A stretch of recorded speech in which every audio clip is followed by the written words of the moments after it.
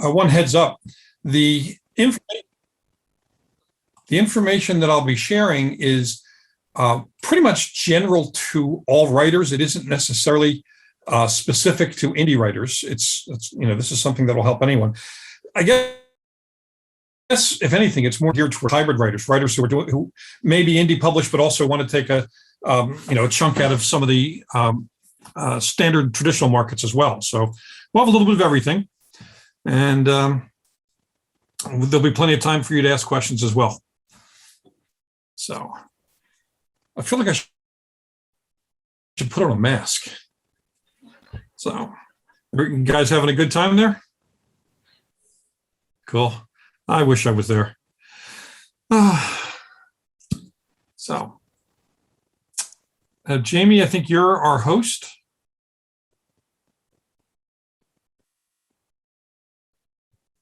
Okay. Hi. I was helping Ira earlier, so I'll be your runner for anyone that has questions or comments during the presentation. Okay. Could you nip out and get me a cup of coffee then, if you're going to be the runner? I mean, that would be useful. Yeah. Oh, wait, no, I found one. Never mind. Thank you. Now, as far as notes and things like that go, I'm one of those folks that when I was a student, I hated taking the notes the teacher gave. I preferred to take my own notes. So that's kind of how I do these things. There isn't going to be a packet of information. You write down what you need to know. And if there's anything that you don't remember from this and have a question about, you guys can always reach out to me on social media. I'm on Instagram, Twitter, LinkedIn. My email address is jonathan_Maberry@yahoo.com. The key is spelling my last name right. It's Maberry. And you guys can email me with questions. That's not a problem. And if you have questions and want to hit me through either Twitter @Jonathan Maberry, Instagram @Jonathan Maberry, or Facebook, feel free to do so. I mean, the idea is we want you to be able to have the information you need to move forward. So if you have questions, don't be afraid to ask. I was told a long, long time ago that when in doubt, ask a pro. And it's good advice. It was good advice then. It was given to me by Ray Bradbury, and I have used it a lot since. And I really encourage everyone else to do the same thing. When in doubt, ask a pro, because why waste your own time trying things or trying to make up a method when somebody could possibly give you a clue, a lead, a link, or whatever. So that's why organizations like this work so well. And it's also kind of how I roll anyway, because I really think that we need more kids in the playground. It's a lot more fun when there's more kids out there. So, okay, it is 1:15. So I guess we're going to get started. Let's go ahead and introduce myself. For those who don't know me, I'm Jonathan Maberry. Otherwise, you'd be in the wrong room. I am a New York Times bestselling author in multiple genres. I write science fiction, fantasy, horror, thrillers, mysteries, fiction, nonfiction, all sorts of stuff. I write for middle grade, young adult, and adult. I write prose. I write comics, a little bit of everything. I broke into the fiction world in 2006 with a horror novel, Ghost Road Blues. I am currently writing my 42nd novel since then, which is epic fantasy.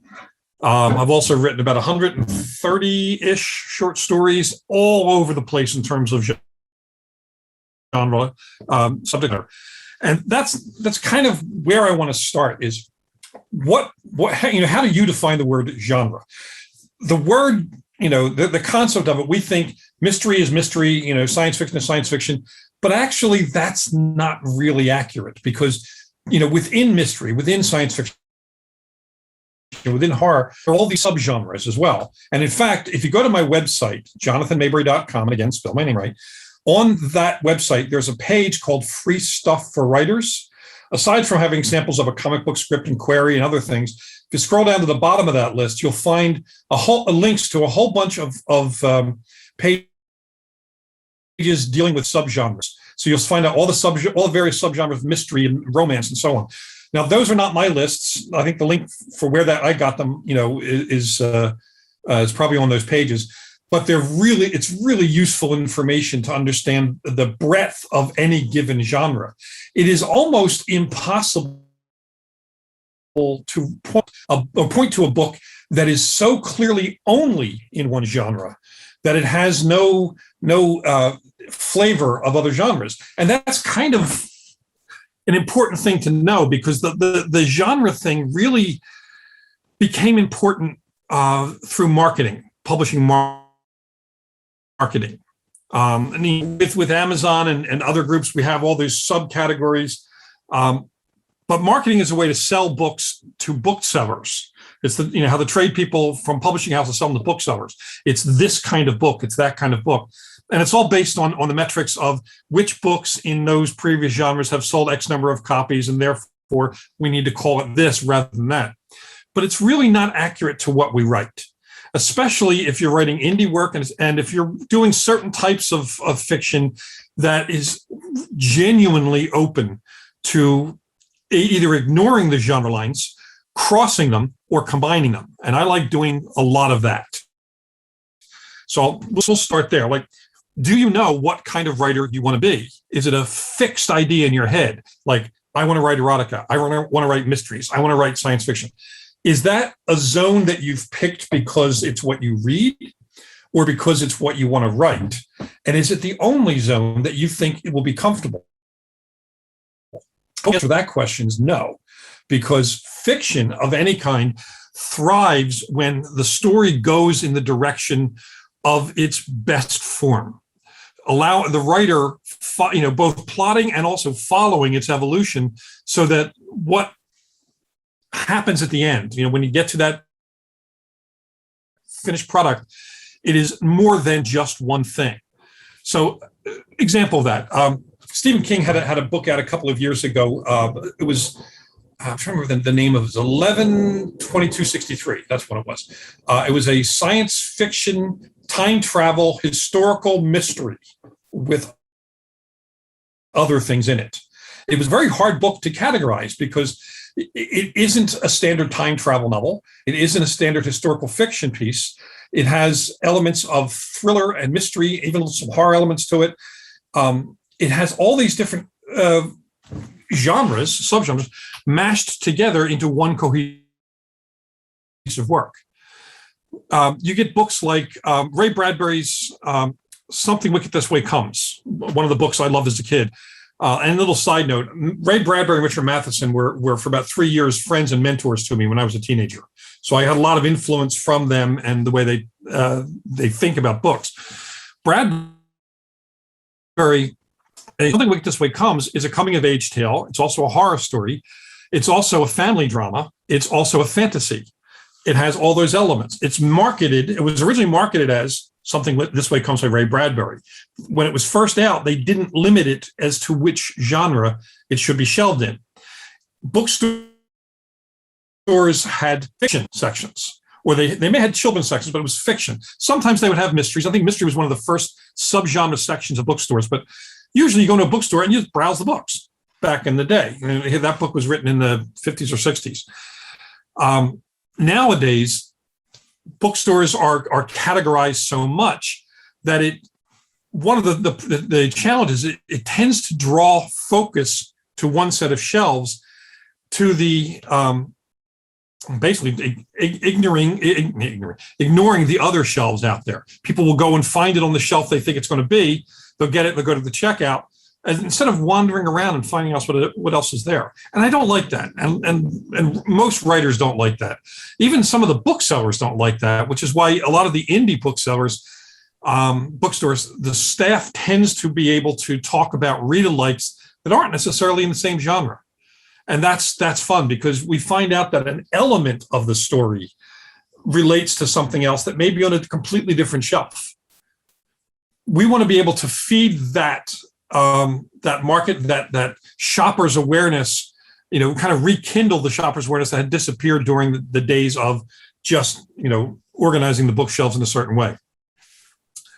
Because a lot of folks, a lot of you, and a lot of my peers as well, began writing in the era of those categorized bookstores, we tended to want to aim at a shelf rather than try to write a book that is going to be something that will capture the imagination and the love of reading of the reader. we tend to be, find ourselves writing to the marketing people rather than the readers. And that's a mistake. And it's as big a mistake in indie publishing as it is in traditional publishing, because you're almost like deliberately excluding all of the other potential readers. Now, I know in terms of marketing, we have to put the book somewhere, but that's a thing you think about after the book is written. That's how, we use social media to attract certain types of readers. Hashtags will bring in different types of readers. So that's marketing. That's later on. We're talking about writing the book or writing the short story. One of the reasons I so love young adult fiction, little story. So I had written a novella for an anthology, an adult anthology of zombie stories. The anthology was called The New Dead, edited by Christopher Golden. And, the editor had asked us to write something that was outside of our comfort zone. And up to that point, I had never written a story that was set in a kind of a post-apocalyptic setting, nor had I ever written a story with a teen paganist. So that was what I chose to do. So I wrote a story about a teenager and his friends growing up 14 years after the zombie apocalypse, and learning about the difference between the life we assume is there and the life that's actually there. The evolving worldview of that character. So it's a coming of age story, as evolving worldview stories tend to be, but it's also a zombie story and so on. Now, I wrote it for that adult anthology. My agent, who rarely reads short fiction, most agents read novel fiction, novel-length fiction. She read it and said, "Oh, this is the opening of a young adult novel." And up to then, I had the last young adult novel I had read was To Kill a Mockingbird in the 7th grade. So I was a little out of touch. She sent me a box of young adult books of all different kinds: Cassandra Clare, Holly Black, Scott Westerfeld, Jason Reynolds. No, Jason Reynolds was a little later. A number of writers, just really fantastic books.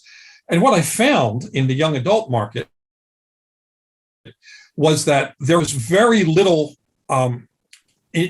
inclination to write a book that was squarely one thing and deliberately not something else.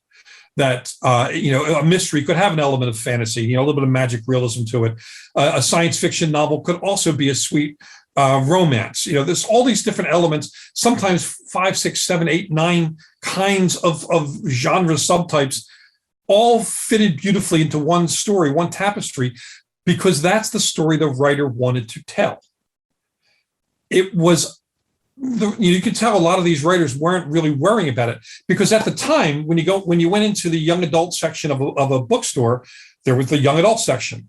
It's only been in the last 6, 8 years they've begun to categorize those into young adult fantasy, young adult romance, young adult this, and it's actually reduced some of the foot traffic in bookstores because people tend to browse less if they can find that one book really quickly.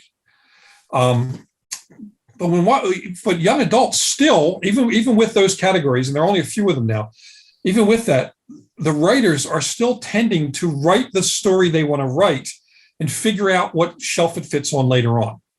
This is why some of the best fiction of the last 25 years has come out of young adult. They just write their own story. They don't care what the genre line is.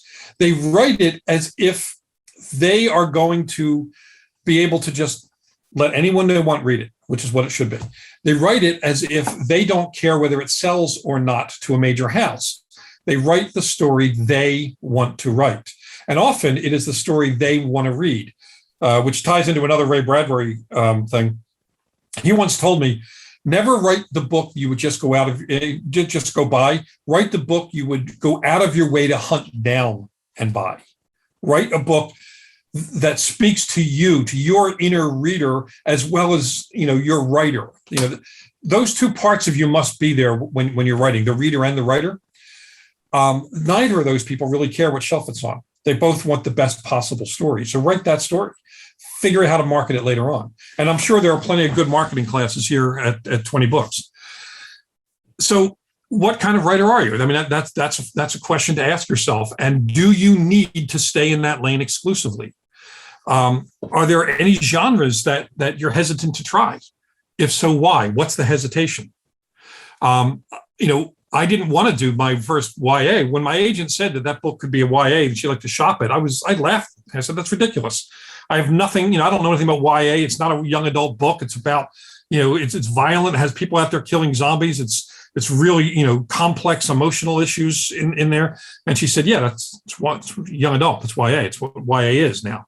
I'm like, oh, really? I didn't know that. She went out, she shopped it. We got an auction going and Simon & Schuster bought it.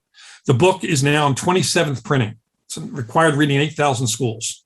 So none of that would have happened to me if I had stuck to my guns of that's not my lane. That's not what I envision the kind of book I would want to write. I had written it as a short stories. Short stories, you can be as experimental as you want. That taught me a great lesson in sometimes the best things happen when you go outside of your comfort zone. And we'll get more into that as we go along. But really, are there genres you're hesitant to try? And if so, why? Is it because you're not familiar with them, which is very common? Is it because you read a book in that genre once and didn't like it and thought the genre itself sucked? Happens.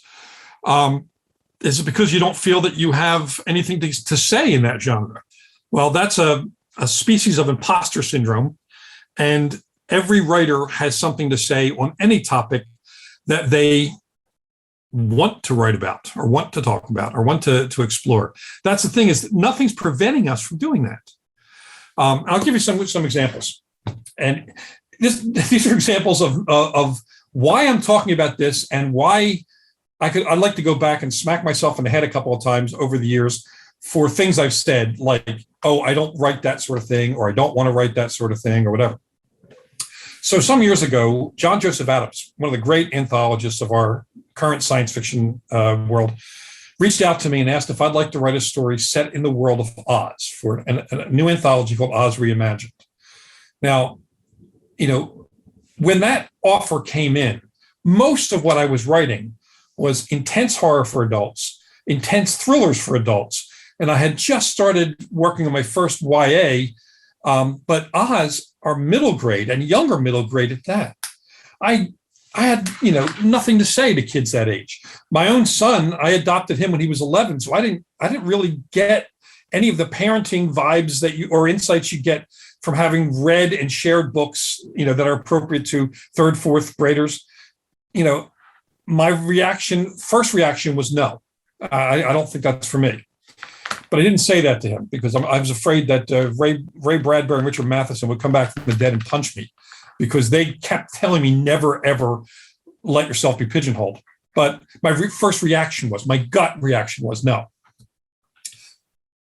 John Joseph Adams, I'd written for him before. I liked what I'd done with him. So I figured, okay, he's asking, let me at least think about it. So I thought about it. And immediately my first creative reaction was, okay, if I write a story about Oz, I'll write a story where the Tin Man gets the heart of a serial killer and goes on a rampage with his axe, because that would be a hell of a lot of fun to write.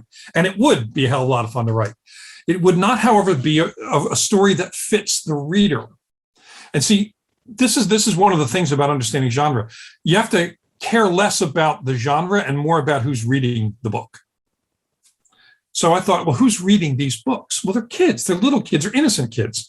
They're the ones who, they haven't been screwed up by life as we adults have been. So I wound up sitting down to write a story for this anthology.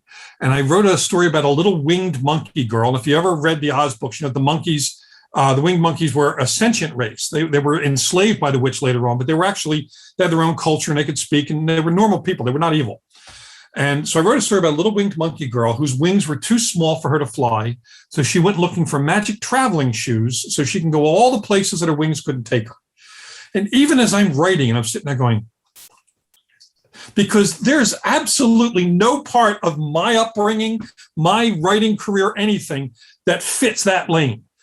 It's so totally alien to me. But I wrote the story thinking about, well, I remember reading the Oz books as a kid. I remember talking about the Oz books with my friends in third grade. I remember that. And we played Oz games, and they weren't nasty and violent. I mean, they were scary because, somebody playing, a bad guy or a wicked witch, you chase each other, kids games. but there was no evil to it. There was no harshness to it. So I wrote a charming little story and surprised the hell out of myself. I sent it off expecting the editor to say, nice try. No, he actually liked it. Book came out, and that story was pulled out in the reviews. New York Times, Publishers Weekly, Kirkus pulled that story out as saying it hews closest to the Oz stories. And roll forward about a year later, I get a letter from the estate of L. Frank Baum, and I'm thinking, oh crap, now I'm really going to get in trouble, And the letter was basically, we somebody sent us a copy of the Oz reimagined anthology. We absolutely love your story. We would like to henceforth include it in the official chronology of Oz. It is now and forever a prequel to the Wizard of Oz. I may have ugly cried when I got that letter. It was so totally unexpected. I mean, there's no part of me that thought that was even a possibility. And now a story I wrote way outside my genre. I mean, you couldn't get further outside my genre than that. Was now part of the history of one of the most important series of books for kids ever. That happened because I took a risk. And because once I decided to take that risk, I looked for the way in which it would be fun. Because if it's not fun, you're not doing it right. It has to be fun. I'm not saying it's not hard work. Of course, hard work. There's research. There's frustrations. There's my thoughts. Oh, my editor's going to hate this. There's all these different things that come up because I know this is going to be a news flash, but writers are moody. I know. Brace yourself. That's a shock. So all these insecurities pop up, but it doesn't mean that any of those are equal to proof that you can't do it. There is no proof, in fact, that you can't do something until you've done it. So why not give it a shot? Since then, my career has gone a lot of different directions. Shortly after that, or right around the same time as that, actually, I got a call out of the blue from the editor-in-chief of Marvel Comics, Axel Alonso, asking me if I would be interested possibly in writing some comics for Marvel. Now, I grew up, I was a Marvel kid, Captain America, Fantastic Four, Black Panther, they're all my favorites growing up. And but I had no idea how to write a comic. I'd never even seen a comic book script.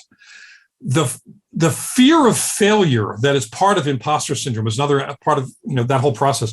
The fear of failure of trying something, especially in an area that you really love and admire and appreciate. The fear of failure there is pretty strong because I'm thinking of Stan Lee and Jack Kirby and all those people who created comics that I absolutely adore, that are landmark, that have since become the most successful movie series in history. And they want me to try to write a story now. Who the hell am I? But luckily, by this point, I had learned to always say yes and then figure it out. So I said, sure. And luckily, I had a good phone voice. So my phone voice as well. Of course, if we work out the right numbers with my agent, blah, blah, blah. Physically, I'm doing this Snoopy dance all over my room. It's really embarrassing. I've got my size. But I said yes. And I figured out how to write a comic. I sat down this is back when Borders was still around. I sat down with a couple copies of comics from, the magazine shop and the bookstore and reverse engineered them. Said, all right, if this is the comic, what did the panels look like? How many panels were on the page? What did the script look like? How do I break up the dialogue and the special effects? And what art direction did I have to give? Because the writer gives the art direction to the artists. And I roughed out a couple of comics. And later on, I was able to get the scripts from Marvel for those comics. And they were pretty close. The format, there's a kind of an imperative nature to the format. It's, if this comic came out of a script, there's only a certain number of variations of what that script might have looked like for this to happen. I had to teach myself a brand new type of writing, not only superhero comics, which are a brand new genre for me as a writer, but also script writing, which is something new I had never done before. I said yes, and I figured it out, and then I looked for the way to have fun with it. I've I wound up doing a lot of stuff for Marvel. In fact, there's a pretty good chance that my run on Black Panther will be folded into the next Black Panther movie, because I did the first run where Shuri was the Panther because T'Challa was injured, so his sister had to take over. So I did the feminist Black Panther comic for Marvel. So the next film, Shuri is likely to be the central character, so they may be using some of my stuff. I have been informed, which is really cool. And you don't break out in a sweat about that at all. No, of course not. As I've been moving through my career, some of the most fun projects I've had are not the ones where I have an idea, I cook it up, and I decide to write it, but opportunities that open up.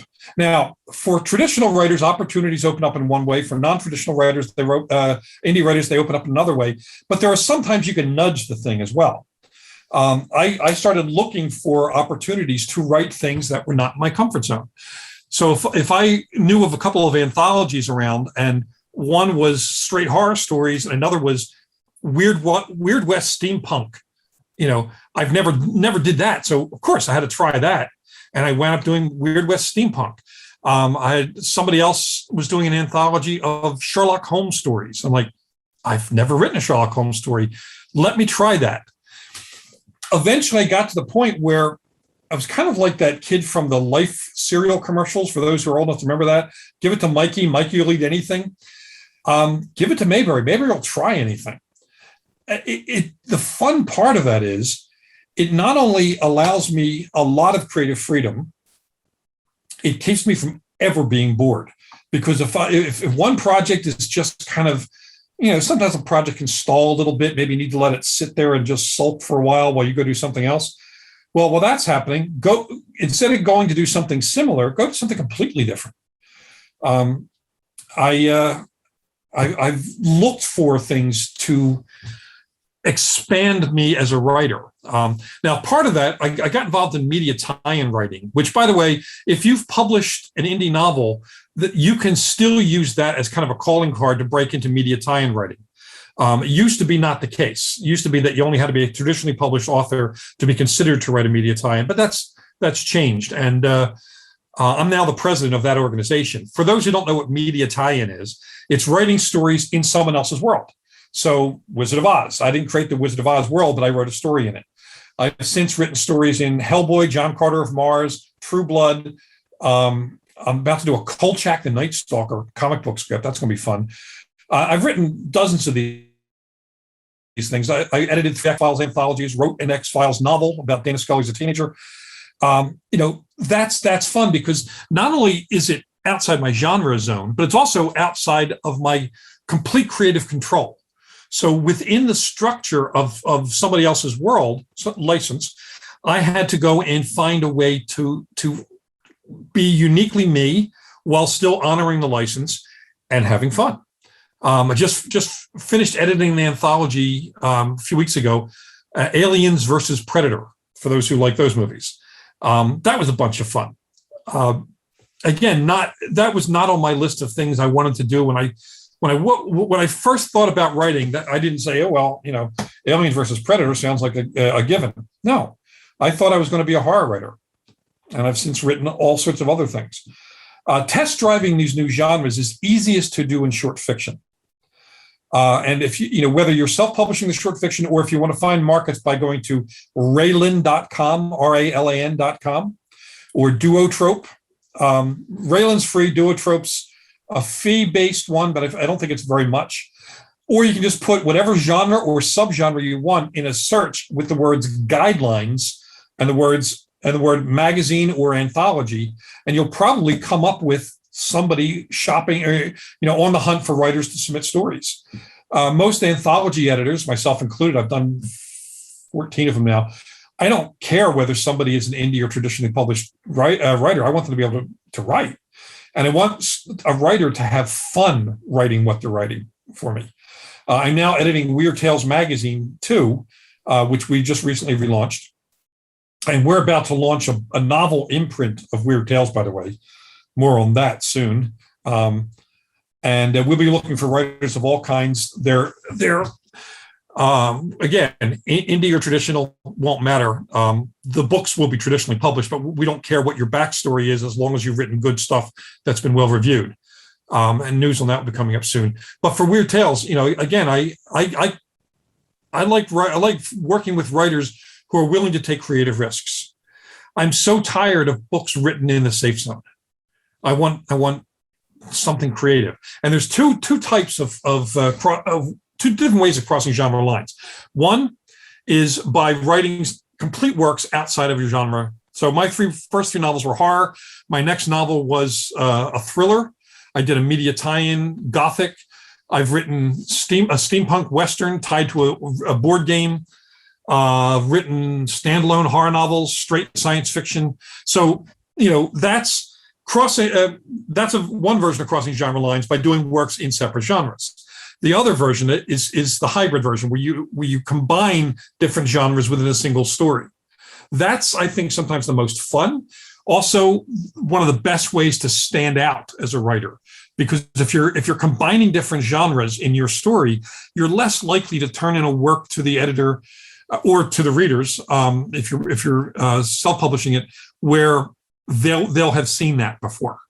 Go do something uniquely you and have fun with that. Brand it that way as this is my story. I don't need to define where it falls. It just has stuff that'll surprise the reader. The more you experiment with different genres and blending them, overlapping them, and so on, the less likely the reader, even a dedicated reader of your work, the less likely that reader will be to predict where the story is going to go. And that's really good. I know as a I read a lot of mysteries. If they're straight single genre mysteries, I almost always figure out the ending before I get there. But you add a little element of something else, whether it's, there are mysteries with a little bit of science fiction, there's little mysteries with a little bit of magic realism, mysteries with some romance to them, mysteries set in the Old West, historical mysteries. When you start messing with the standard genre model, it makes it harder to predict where the story is going to go. And therefore, it's a more entertaining read because we don't feel jaded as the reader. We get to read something that is really going to surprise us. A good example of this, have you ever read or seen the Dirk Jacobi versions of the old Brother Cadfael mysteries? Ex-Roman soldier who becomes a monk and is solving mysteries in the Middle Ages. They're freaking awesome books, but they're really hard to predict where they're going to go. Dick Francis's racing mystery set in the world of British jump jockey racing. Something I know zero about until I started reading those books. Tony Hillerman's novel set in the Navajo Reservation. I know a little bit about the Navajo Reservation. I knew a Navajo when I was a kid, but I'm a East Coast city kid, and these stories are set on the reservation. They're cop stories. They're stories with great cultural influence. They're romance. There's a bit of comedy in each one of them. The stories are so unique to my reading experience that there's no way for me to have predicted where they're going to go, and therefore I could be more thoroughly entertained as the reader. Flipping that around, if we write stories that tap into things that we know, things that we're interested in, sometimes that pulls in another genre influence. Like, for example, I'm a science junkie, always have been a science junkie. So when I was doing my Joe Ledger thriller series, I wanted to do, the first book was, what would happen if top tier special ops ran up against real world zombies, something created, in a lab, real world zombies, as part of a terrorist plan. All right. That mashes a bunch of different genres in. I had a lot of fun writing that. I knew, though, that every book in that series would be a different kind of weird science. The zombies were only in the first book. Second book dealt with transgenic science. One book dealt with drones. One book dealt with directed energy weapons and so on.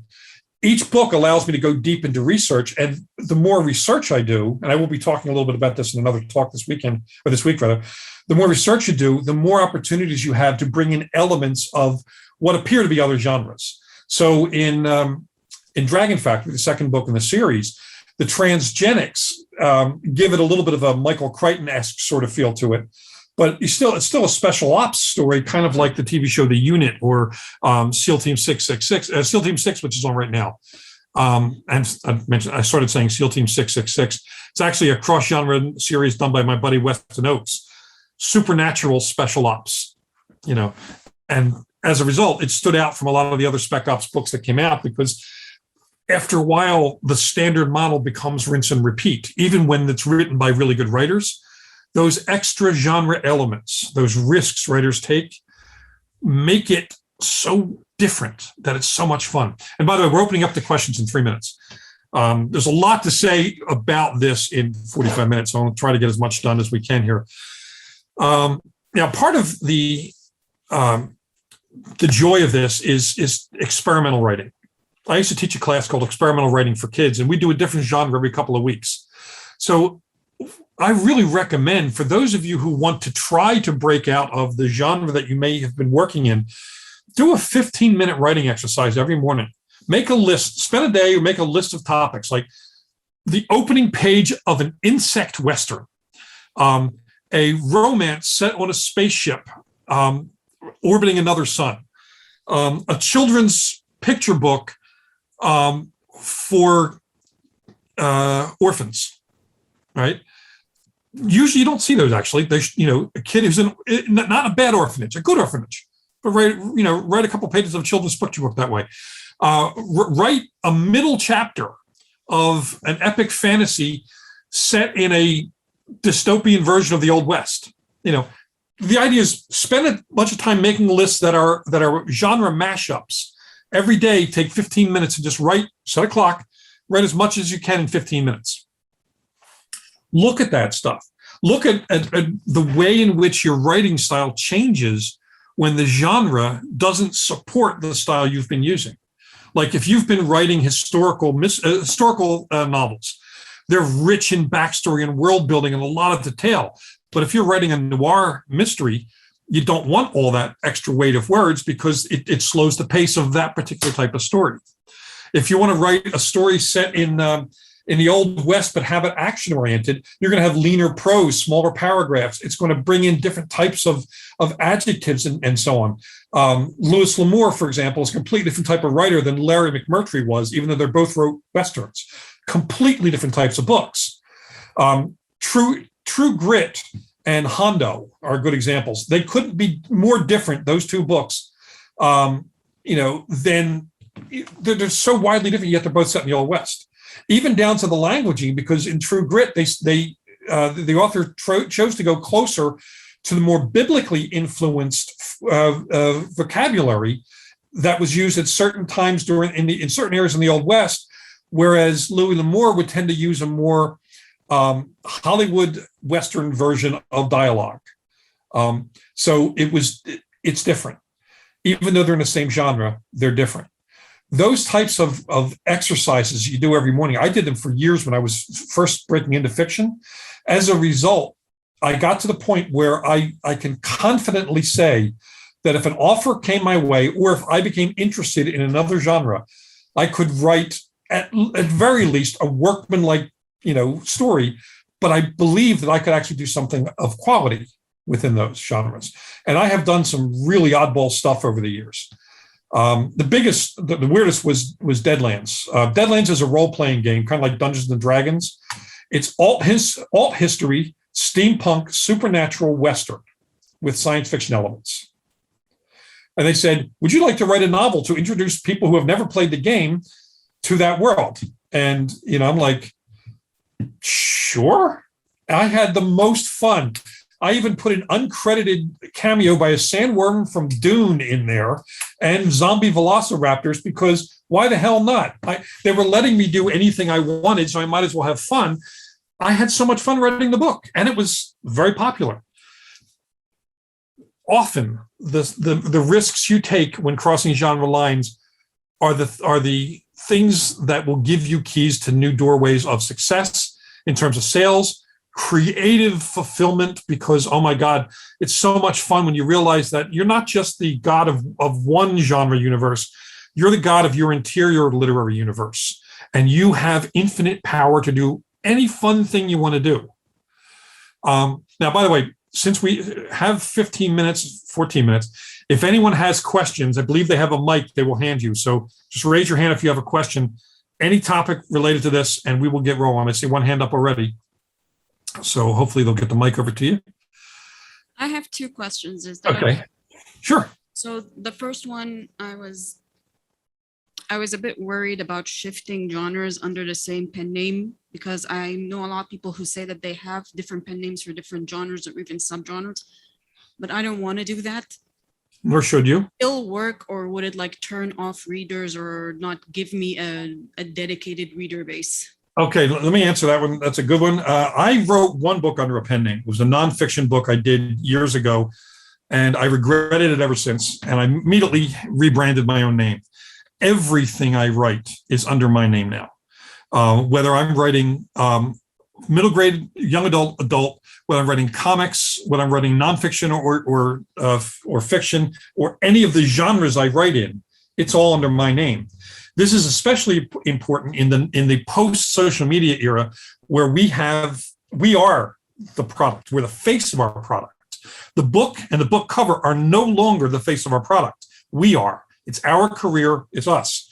So if we write multiple things, we just simply need to do the extra work on social media to become part of the other communities. We need to know which hashtags will draw people to us, but it's still us. Exceptions would be if you are writing something that, like, say you work in a government office where you're doing a lot of government contracts on military stuff. Okay, maybe if you're going to write a military thriller, pen name probably a good idea while you're still working there. Or if you're a nun and you're writing erotica, okay, pen name. There are a few, sometimes if your career has tanked, rebranding yourself under a new name works, and that's worked for a number of people. In fact, James Rollins, one of the most successful writers in our currently, he had started out under his own name. James Rollins is not his real name, as a fantasy writer, and they didn't do well. Some were self-published, some were conventionally published. They didn't do well. He chose James Rollins, and wound up exploding under that name. And he's actually going to be republishing some of his old stuff under the James Rollins name now. Dean Koontz wrote under 15 different pen names. And then once he became more, because his original science fiction career in the 60s tanked after a while, he rebranded himself. He used all those pen names to get paying jobs. And then when he wanted to rebrand himself as a thriller writer, he went back to Dean Koontz and republished all his old books under that name over a period of years. I love writers who embrace themselves as their name, their career, it's their, broad category of books. I think it shows the diversity of a writer. There are some people who have different opinions. I don't really care about their opinion. I don't agree with it. I've heard lots of arguments about this. I've been on panels about it. I've never heard a convincing argument for using a pen name unless either your career's failed, your sister Mother Teresa, and you're writing porn, or you work for an organization where publishing in that genre or that topic would be some sort of conflict of interest. Without those three, I wouldn't do it. And my second question is about, you said that Weird Tales is coming back. How would someone submit a story to that, especially if it's like in Lovecraft's universe? Okay, Weird Tales is actually back. We had 2 issues out. Our next issue comes out in December, and then we'll be doing 3 issues a year from now on. I'm the editor of it, and right now we're not doing open calls. I'm curating the issues until we get to the point. Well, we just actually got a new financial backer, so we'll be doing more regular publishing, and we will be doing some open calls. There's Weird Tales website. There's Weird Tales on Facebook, and if you follow my Facebook pages, you'll see all the announcements for the open calls. But it will be, easiest way is just to follow me on social media, because I announce it everywhere, and follow the Weird Tales social media pages. And most often, though, for Weird Tales, one little heads up is I usually take pitches rather than stories for my open calls, just so that I don't wind up getting multiple stories on the same topic, which we've had problems with before. People want to do a Lovecraft story. I can't use, 3 Yog-Sothoth stories in the same issue. So a pitch will help prevent that from happening. So just look for those, and they'll be coming up soon. Okay, thank you.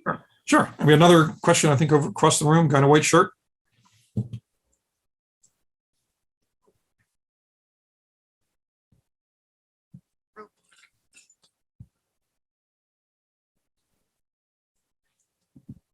Hi, Jonathan. first thing I wanted to say, I actually narrated Hellboy, an assortment of horrors. So I narrated Duelist, which I loved. Cool. But my question is, so much of this conference seems to be about writing to market, which seems contradictory to It does. what you're talking about. So I was wondering if you could talk about that. Sure. Writing to market has its uses, but it's also a danger of following a trend, and trends go cold like that. So there is a difference between writing to market and writing only to one market. Yes, you can write a book that will fit solidly into the military science fiction genre, which is really popular with indie publishing. Yes, you can write something in that, but within the book that you're going to write, it doesn't mean that book has to be a copycat of every other military science fiction novel that's out there. I'm doing a series of 3 for Athon Publishing with my buddy Weston Oakes, and we're getting weird as hell with those. I have a military science fiction that I'll be doing probably for the Weird Tales novel imprint that will be kind of like Event Horizon meets Aliens meets H.P. Lovecraft on crack, So we'll be playing with different versions of those, and that's what you should be doing. If you're going to write to market, make sure that you are not a clone within the market. There are a lot of people who write zombie novels. The ones who stand out: Isaac Marion, Warm Bodies, Mike Carey, Girl with All the Gifts, Max Brooks, World War Z. None of those books resemble each other at all, but they're zombie novels. That's the thing. The market is where they intend to put their push, or where there's an open door. Fine. Okay. If you want to follow that, go do it, but do it in a unique way. Cross genre writing within a target market makes you shine bright. That's what I would suggest. So yes, you can follow the market, but don't follow the market as a sheep or a clone. Follow the market as an aggressively creative individual writer. That's how you make a career. And that's the same whether you are, again, indie or traditional. It's the unique voices that are heard. Everyone else is kind of like the background chatter. I think we have time for one more quick question if we have any others. I can only see part of the room here, so I don't know whether their mic is going somewhere else or not. There is. Okay. Hi. Hi. Thinking about your Joe Ledger series specifically, because I've read a lot of those books. They are vastly all over with genre, which is fantastic. I'm curious, how much planning do you do prior to writing one of those to know which genre you want it to fall into? Well, once the series started, I started plotting, making or cultivating ideas for future books. Like I have one that I'll be doing the next one, Cave 13, which deals with the Dead Sea Scrolls, which is a long way from any of the other Joe Ledger books I've done. I started doing research on that a couple of years ago and knew that I wanted to write a novel about the Dead Sea Scrolls and, some new weird stuff that happens. I wasn't even sure it was going to be a Joe Ledger book when I first came up with the idea. But with Ledger, I'll come up with 5 or 6 ideas and begin doing research as much as a year or 2 in advance, so that by the time I get to actually write that book, I will have done all my homework and I can focus on the writing and less so on the research. I have, and I use email for research. And I know we're out of time. And I'll say this real quick. One thing I do is I look for articles on the topics that my book will deal with. So Dead Sea Scrolls, I look to see who's being interviewed in articles about that, who's writing books about that. I follow those people back to whatever organization, university, whatever they're at, find their contact page and email them to ask if I can interview them. And that way I can do email interviews over a period of weeks or months, get what I need and have it locked and loaded when I sit down to write the book. And again, I know we're out of time. For all those who are here, if you have additional questions, you can find me on social media. Feel free to reach out and ask those questions. The idea is we want you to be able to have the information you need to move forward and get published. So have a wonderful rest of your day. And I'll see you guys, probably some of you in the next couple of days here. Take care.